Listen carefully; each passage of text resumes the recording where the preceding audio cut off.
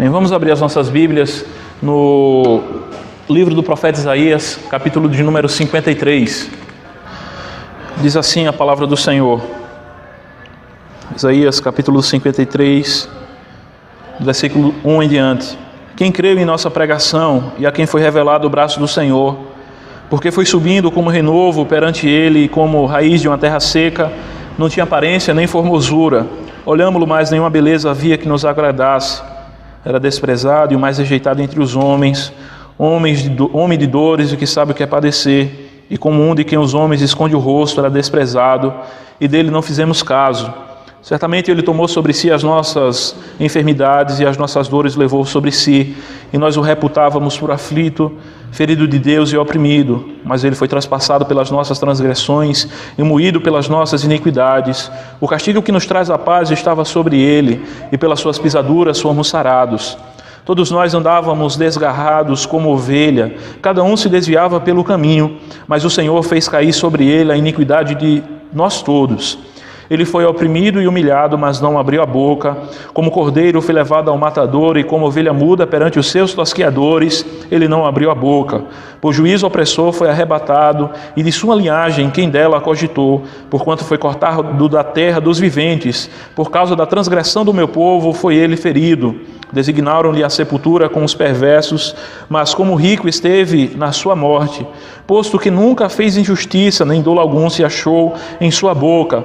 Todavia o Senhor agradou moê-lo, fazendo-o enfermar. Quando der ele a alma como oferta pelo pecado, verá a sua posteridade e prolongará os seus dias, e a vontade do Senhor prosperará nas suas mãos. Ele verá o fruto do penoso trabalho de sua alma e ficará satisfeito. O meu servo, o justo, com seu conhecimento justificará a muitos, porque a iniquidades deles levará sobre si. Por isso eu lhes darei muitos como sua parte, e com os poderosos repartirá ele o despojo, porquanto derramou a sua alma na morte, foi contado com os transgressores, contudo levou sobre si o pecado de muitos, e pelos transgressores intercedeu. Amém. Meus irmãos, de modo geral, a nossa cultura deste lado do mundo, é uma cultura que foge ao sofrimento, e isso a todo e qualquer custo. Não importam quais sejam as consequências, a nossa cultura é uma cultura que vive em prol do prazer, em prol de fugir desesperadamente do sofrimento. E aqui nós estamos diante de um texto extremamente significativo, um texto que trata do sofrimento, um texto que trata das mais profundas angústias que um ser humano poderia experimentar, um texto que vai falar do sofrimento do servo do Senhor, esse servo que vem sendo apresentado desde capítulos anteriores e sendo apresentado como aquele que é a luz para os gentios, aquele que foi chamado pelo Senhor desde o seu nascimento, aquele que foi designado como aquele que seria adorado pelas nações. E esse servo aqui é aquele que vai sofrer as penalidades mais terríveis e mais angustiantes. Alguns pregadores enxergam esse texto como sendo o coração do Antigo Testamento, dada a tamanha importância que tem esse texto, né, e a grandiosidade dos detalhes que aqui se conectam com o sacrifício do Senhor Jesus Cristo, nunca antes apresentado de uma forma tão clara no Antigo Testamento como nesse texto. Os sofrimentos que foram realizados na cruz do Calvário, eles são aqui anunciados 2.700 anos antes do nascimento do Senhor Jesus Cristo, antes de ele se fazer carne e vir habitar entre o mundo. Aqui nós vemos de fato um texto que aponta para a cruz do Senhor Jesus Cristo. Martinho Lutero chegava a dizer que esse texto deveria ser um texto memorizado por todos os cristãos, um texto que nós deveríamos sempre trazer na nossa mente, e alguns chegam até mesmo até a ousadia de dizer que se nós chegássemos a perder todo o Antigo Testamento e pudéssemos preservar apenas um texto, talvez fosse esse o texto que nós deveríamos preservar, tendo em vista a riqueza dos detalhes de fato que apontam para o Senhor Jesus Cristo. Esse texto também ele é conhecido como a Câmara de Tortura dos judeus, porque de fato muitos judeus, quando se deparam com esse texto, muitos rabinos nas suas sinagogas, quando eles se deparam com esse texto, muitos deles chegam mesmo a pular desse texto, porque porque não há outra coisa que possa vir à mente, senão um link que nós podemos fazer de fato com o sacrifício do Senhor Jesus Cristo. É justamente nesse texto que Felipe, lá em Atos capítulo 8, começa a anunciar o Senhor Jesus Cristo para aquele eunuco. Esse texto de fato ele expressa e ele aponta para o sacrifício do Senhor Jesus Cristo, o servo sofredor, e as suas angústias, aquilo que ele experimentou no seu sacrifício vicário, no seu sacrifício substitutivo, naquilo que ele realizou por nós na cruz do Calvário. Então, tendo todas essas questões em vista, nós gostaríamos de refletir sobre o tema, o sacrifício do Senhor Jesus, o sacrifício do Messias, o sacrifício do servo sofredor. E em primeiro lugar, o que nós vemos aqui, antes de qualquer coisa, é um questionamento do profeta Isaías dizendo: quem creu em nossa pregação e a quem foi revelado o braço do Senhor, né? Quem foi que deu atenção, quem foi que parou para de fato dar crédito àquilo que estava sendo anunciado, quem foi que de fato levou em consideração aquilo que estava sendo anunciado. E é interessante porque tanto nos tempos do profeta Isaías, essa mensagem foi a mensagem rejeitada, quanto também no período em que o Senhor Jesus de fato ele veio e ele cumpriu essa profecia, se sacrificando e cumprindo aquilo que aqui está estabelecido. E ele diz: e a quem foi revelado o braço do Senhor. E então ele vai começar a falar e descrever de fato como se deu esse sacrifício. E ele vai dizer que foi, em primeiro lugar, um sacrifício de rejeição,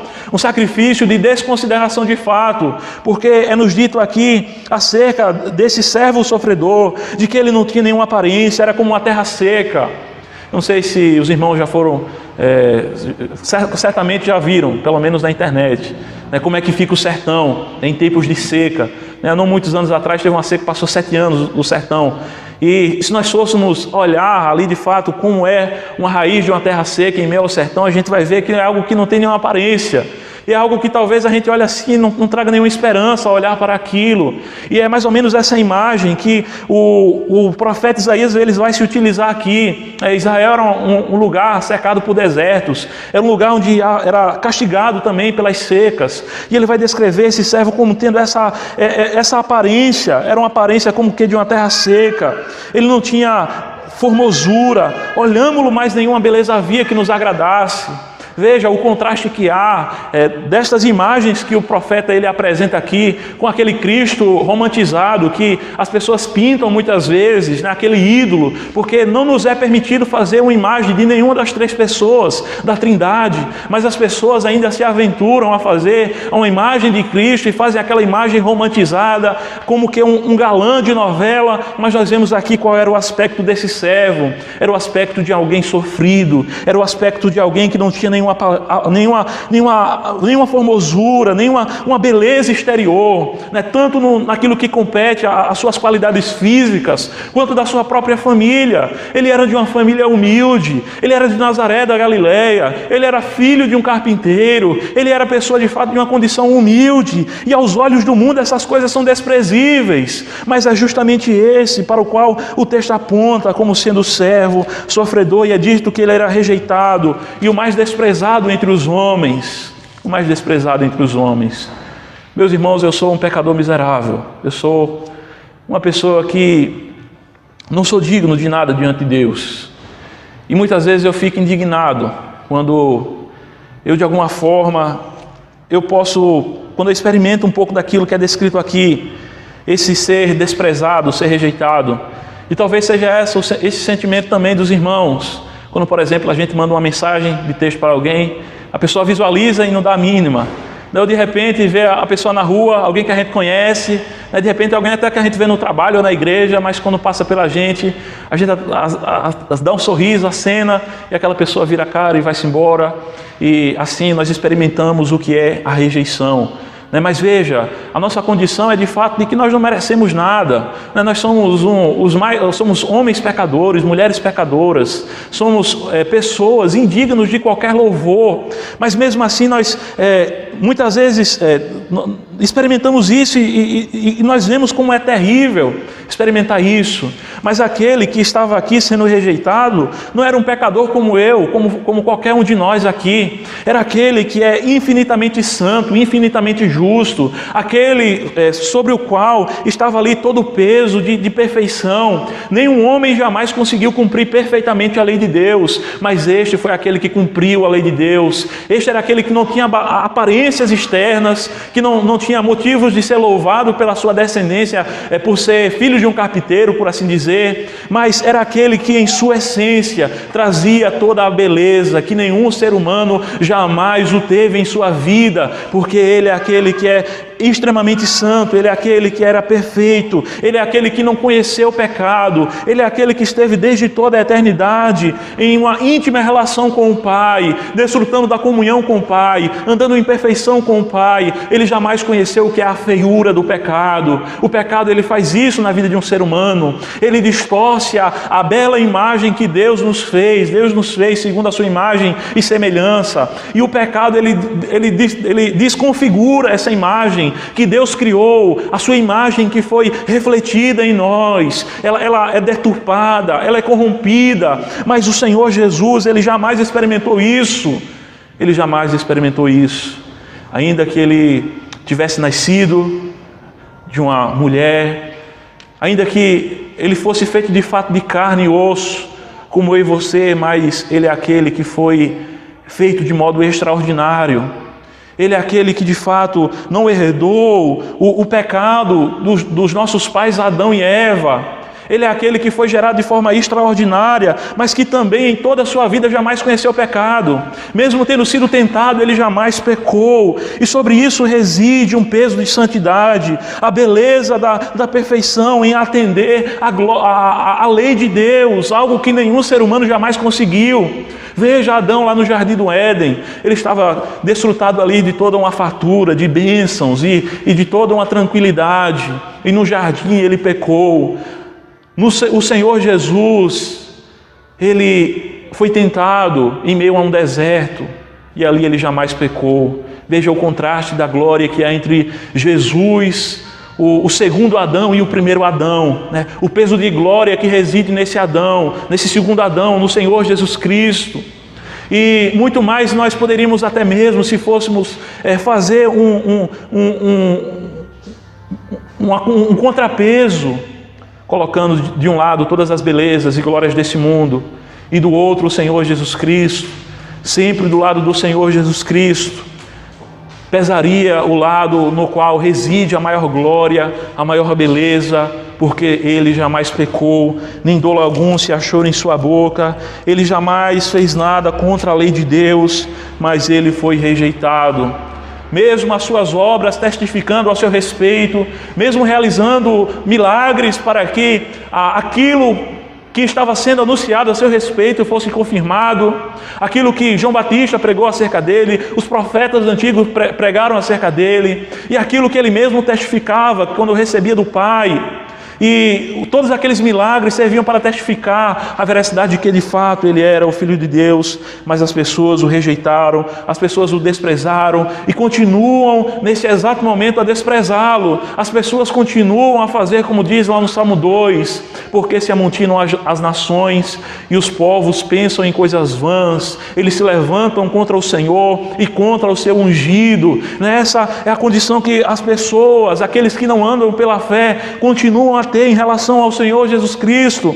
Eles continuam a rejeitar o Senhor Jesus Cristo, eles continuam a dar as costas para eles, continuamente, fazendo aquilo que está aqui descrito, rejeitando e desprezando o Cristo que é revelado nas Sagradas Escrituras, o Cristo que é apresentado como sendo o servo sofredor. Então essa é a primeira característica que nós vemos desse servo sofredor. Ele é de fato alguém que foi rejeitado, ele é alguém que foi desconsiderado, ele foi desprezado, o mais rejeitado entre os homens, homem de dores e que sabe o que é padecer. A segunda coisa que nós vemos no sacrifício desse servo é que foi um sacrifício substitutivo. Ele é aquele que substituiu os pecadores na cruz do Calvário. Lá na cruz do Calvário, aquela cruz que ele toma sobre si, era a cruz dos pecados que nós éramos dignos de receber ali a justiça. Aquela justiça que foi derramada sobre ele, era a justiça que deveria ser derramada sobre toda a humanidade. Ali estava o peso da ira de Deus, a indignação de Deus que deveria vir sobre a humanidade, estava sendo colocada ali sobre o Senhor Jesus Cristo, aquele que é homem, o Verbo que se fez carne e habitou entre os homens, mas aquele no qual reside também a natureza divina. Ele verdadeiramente era o Filho de Deus. Ali estava a natureza humana nos representando e ao mesmo tempo a natureza divina, para que pudesse suportar o peso da ira de Deus. Nenhum outro homem jamais poderia fazer isso. Ou não bastariam, como diz a própria palavra do Senhor, o sacrifício de todos os animais do mundo para tentar cancelar os pecados da humanidade. Somente esse Cordeiro perfeito, esse sacrifício perfeito, é aquele que poderia de fato apagar os nossos pecados. Ele é aquele que de fato poderia nos limpar das nossas transgressões, porque Ele é aquele no qual reside toda a plenitude de Deus. Ele é aquele que pôde suportar de fato o peso da infinita ira de Deus, a qual nós merecíamos. Nós merecíamos uma ira infinita, um castigo infinito, uma justiça infinita sobre nós. E ali ele é colocado sobre ele. Por isso é nos dito, certamente ele tomou sobre si as nossas enfermidades e as nossas dores. Ele levou sobre si. Para que fique mais claro, nós podemos pensar, até mesmo nos primeiros capítulos do profeta Isaías, quando é dito, quem creu, quando é dito lá no capítulo 1, que o boi conhece o seu jumento o boi conhece o seu dono e o jumento o dono da sua manjedoura. Mas Israel não tem conhecimento, meu povo não entende. Ai desse povo, uma nação sobrecarregada de pecados, né? Toda a carne está enferma, da cabeça do pé até do dedão do pé até a cabeça. Não existe coisa sã nesse povo, eles estão completamente enfermos, estão devastados pelo pecado. E é justamente isso que esse servo ele está fazendo aqui. Ele está tomando as iniquidades dessa nação, desse povo escolhido, e tomando sobre si, para que eles pudessem ser redimidos para com o Senhor, para que eles pudessem ser alcançados pelo favor divino e não pela sua ira. A única coisa que eles mereciam era a ira do Senhor, mas por conta desse servo eles recebem o amor de Deus, a compaixão divina, a graça que é alcançada por meio dessa obediência. Essa obediência que o Senhor Jesus tem de levar sobre si os pecados da humanidade, dos eleitos de Deus. Essa obediência que o fez, como é escrito lá no Novo Testamento, aquele que não conheceu o pecado foi feito pecado para que nós tivéssemos vida e vida em abundância. Foi justamente com esse propósito que ele veio. Ele veio para nos trazer vida. E ele sabia por que ele estava vindo. Ele não foi pego de surpresa quando foi condenado. Ele sabia por que estava indo para a cruz do Calvário. Porque ele sabia que ele era a providência de Deus para a nossa salvação. Ele sabia que era o caminho que Deus preparou para que nós fôssemos reconciliados para com o Senhor. Todos nós andávamos desgarrados como ovelhas. Cada um se desviava pelo caminho, mas ele levou sobre si a iniquidade de nós todos. Isso não fica restrito ao povo de Israel, aquela nação que é descrito no capítulo 1, mas é para todo o Israel de Deus, o Israel espiritual, aqueles que Deus elegeu dentre as nações, aqueles que procedem de toda tribo, língua, povo e nação. Foi destes que o Senhor Jesus tomou os seus pecados. Lá na cruz estavam os nossos pecados, estavam os pecados do presbítero Adriano, estavam os pecados das irmãs aqui presentes, estavam os pecados desse pregador, estavam os pecados nossos. Mas ali estava o justo pelos injustos, ali estava aquele que não merecia passar por aquele sofrimento, mas ele faz isso, ele enfrenta o sofrimento, ele não foge do sofrimento, mas ele o aceita de modo resignado, de modo passivo, aquilo que o Pai assim o determinou para que ele cumprisse na sua missão. E é dito: por juízo o opressor foi arrebatado, e de sua linhagem quem dela cogitou, porquanto foi cortado da terra dos viventes. Ainda no versículo 9, designaram-lhe a sepultura com os perversos, mas como rico esteve em sua morte. Isso é justamente aquilo que nós vemos lá no final dos evangelhos, Evangelho de Mateus, Evangelho de Marcos. José da Arimateia, quando Jesus morre, o que é que ele faz? Ele pede o corpo de Jesus. Ele era um homem rico, ele era um dos membros do Sinédrio, era uma pessoa com um certo destaque, era um homem de posses. E ali se cumpre essa palavra, quando diz: mas como rico esteve em sua morte. Ele foi crucificado entre ladrões, foi crucificado entre aqueles de fato que eram iníquos. Aqueles próprios ladrões na cruz do Calvário diziam: nós estamos aqui porque nós merecemos, mas esse aí não fez mal nenhum. Nós estamos aqui porque nós somos de fato os merecedores de estarmos aqui. Ele foi contado com os transgressores. 2 transgressores foram crucificados ao seu lado, mas como rico esteve em sua morte. Ele foi sepultado em um sepulcro digno. Seus ossos não foram quebrados.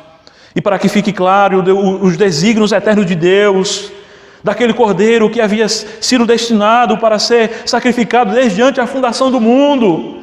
É nos dito no versículo 10, todavia o Senhor agradou moê-lo, o Senhor teve prazer em moê-lo, o Senhor o fez enfermar, o Senhor fez com que de fato a sua ira e a sua indignação estivesse sobre ele. E como é interessante e importante nós pensarmos sobre isso. Muitas vezes quando nós refletirmos acerca da cruz de Cristo, se pensa no chicote romano, um chicote terrível, com objetos cortantes, que quando era lançado sobre as costas, trazia carne e dilacerava as costas. Nós pensamos sobre os espinhos e todo esse patíbulo de horror, toda essa cena aterrorizante daquela coroa de espinhos sendo posta na cabeça de Jesus e os cravos nos seus pés e nas suas mãos. Mas algo de uma natureza muito maior estava ali sobre o Senhor Jesus. O que estava era a ira do Deus Todo-Poderoso, a ira infinita de um Deus glorioso, para justificar os pecadores. Ali está um dos grandes milagres da cruz. O Deus justo, na sua infinita sabedoria, Ele proporcionou um meio de justificar os injustos. Ele arrumou um meio de solucionar o problema a qual nós nos metemos nele, o problema do pecado que Adão cometeu, e se fôssemos nós lá naquele jardim, nós teríamos cometido também. E cometemos, e somos dignos, éramos dignos da ira de Deus. Mas agora em Cristo Jesus, nós temos um caminho de paz ao Senhor, porque Ele foi ali, Ele ofereceu a sua alma como oferta pelo pecado, como é dito, e ele verá a posteridade, a sua posteridade prolongará os seus dias. A vontade do Senhor prosperará nas suas mãos. Ele verá o fruto do seu penoso trabalho e ficará satisfeito. De fato, ele verá o fruto. E quais são esses frutos? É um fruto de salvação, daqueles que procedem de todas as tribos, línguas, povos e nações. Os frutos que Jesus alcançou na cruz do Calvário são os frutos da justificação com Deus, da paz com Deus, da adoção com Deus, dos sermos feitos filhos de Deus, dos sermos recebidos na família de Deus, dos sermos anexados ao seu reino de paz, ao seu reino de amor.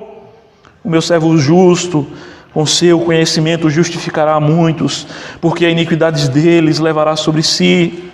Por isso eu lhes darei muito como a sua parte, e com os poderosos repartirá ele o despojo.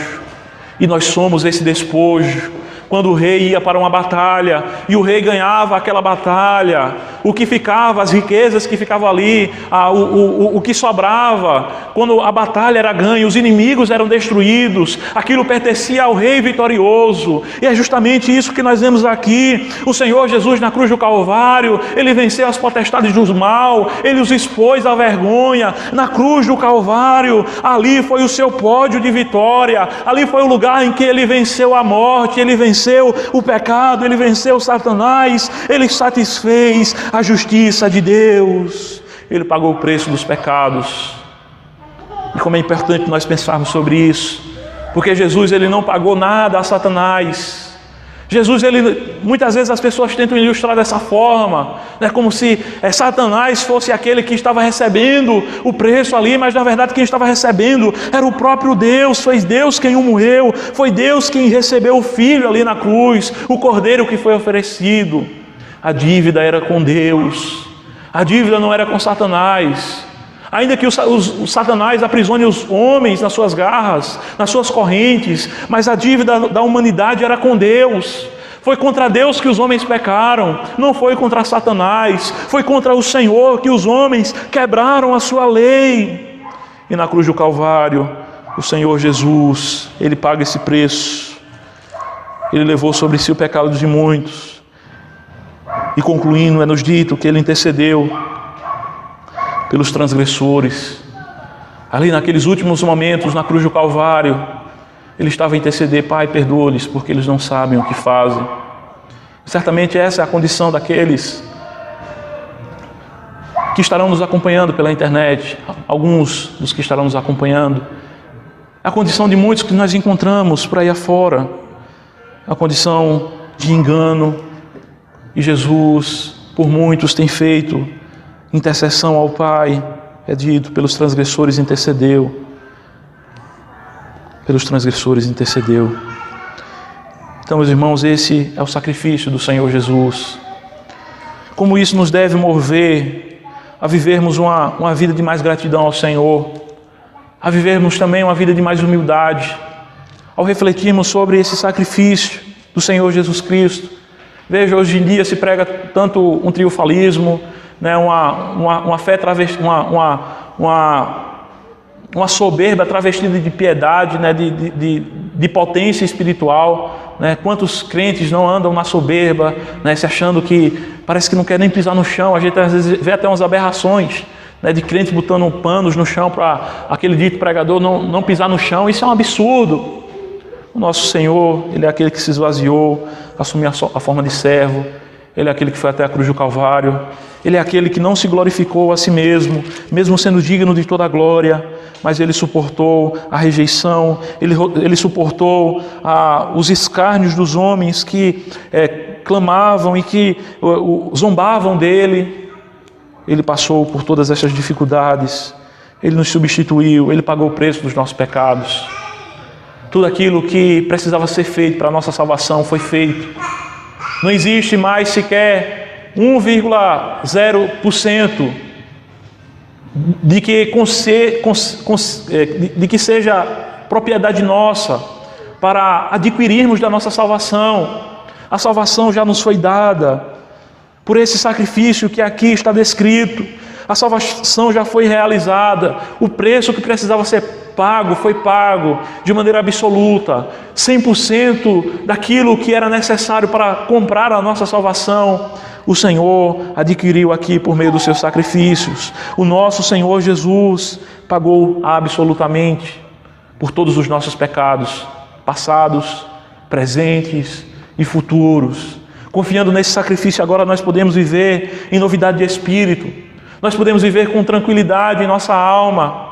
Nós podemos viver de maneira tranquila diante do Senhor. Nós não precisamos viver naquela aflição: eu estou salvo, não, agora pequei, fui apagado do livro da vida. Não. Confiados nesse sacrifício, nós temos a certeza de que Ele é suficiente para perdoar todos os nossos pecados. Os pecados do mais vil pecador. Os pecados daqueles que são de fato vergonhosos, dos quais nós temos vergonha de compartilhar, pecados que nós pecamos e que Deus sabe. Não importa qual sejam, em Cristo Jesus nós temos o perdão e nós somos aceitos por meio do seu sacrifício na presença de Deus, como filhos amados, como aqueles que de fato foram resgatados por esse sacrifício vicário, esse sacrifício do Senhor Jesus. Que o Senhor nos abençoe e que nos conceda a graça de vivermos refletindo sobre esse sacrifício, a cruz do Senhor Jesus que nos salvou, o seu sacrifício que foi feito ali, que nos trouxe salvação. Que o Senhor nos abençoe em nome de Jesus.